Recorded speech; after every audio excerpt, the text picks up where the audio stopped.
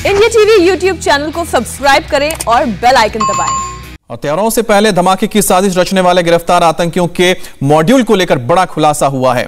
पकड़े गए 6 आतंकियों में शामिल ओसामा का पिता उसैदुर रहमान इस आतंकी साजिश का मास्टरमाइंड हो सकता है और सूत्रों के मुताबिक ओसामा का पिता इस समय दुबई में हो सकता है और इसका आईएसआई से सीधा संपर्क हो सकता है। ओसामा का पिता मदरसा चलाता है और खजूर का कारोबार करता है।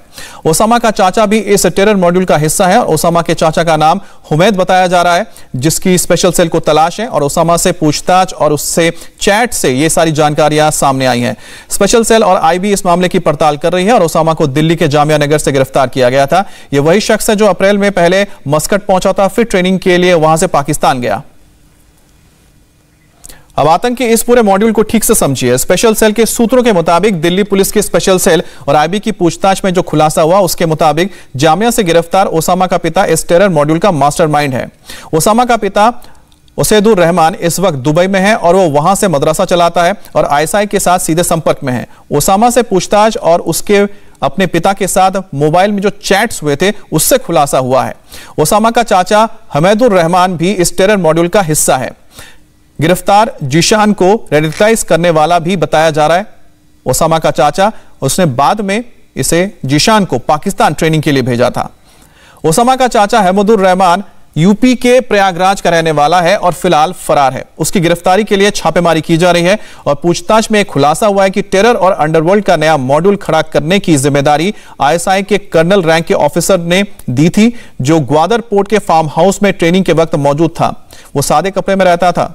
कर्नल ने टेरर मॉड्यूल को खड़ा करने के लिए दुबई में मौजूद ओसामा के पिता को चुना। ओसामा के पिता ने अपने बेटे को ही आतंकी ट्रेनिंग लेने के लिए पाकिस्तान भेजने का फैसला किया, लेकिन एक और लड़के की जरूरत थी। लिहाजा प्रयागराज में मौजूद ओसामा के चाचा हुमैदुर रहमान को यह जिम्मेदारी दी गई। फिर हुमैदुर रहमान ने जीशान को तलाशा और उसे तैयार किया पाकिस्तान में ट्रेनिंग के लिए।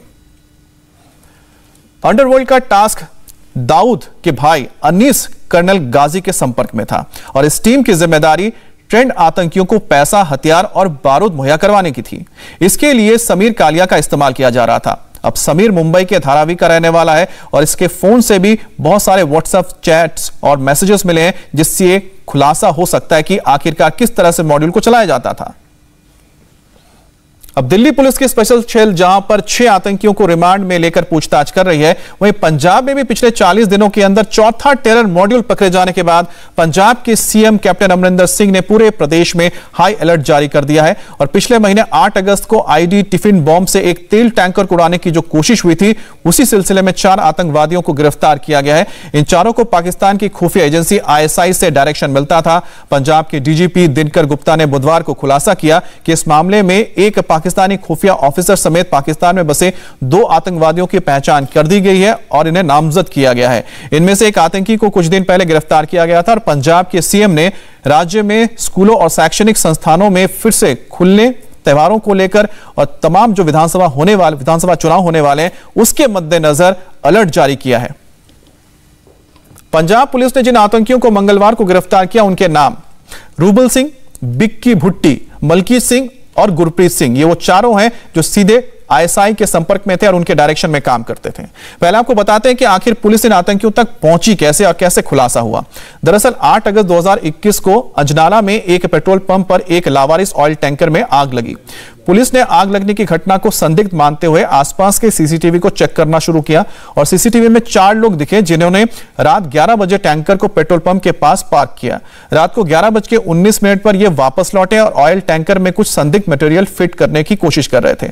रात 11:29 पर 2 लोग फिर से अचानक वापस लौटे और सिर्फ 1 मिनट बाद 11:30 पर ऑयल टैंक में हल्का सा विस्फोट हुआ, जिसके बाद इसमें आग लग गई। नमस्ते, मैं हूं मीनाक्षी जोशी। वीडियो और खबरों से अपडेट रहने के लिए India TV YouTube channel subscribe करें, बेल आइकन दबाना ना भूलें। जुड़े रहें इंडिया टीवी के साथ।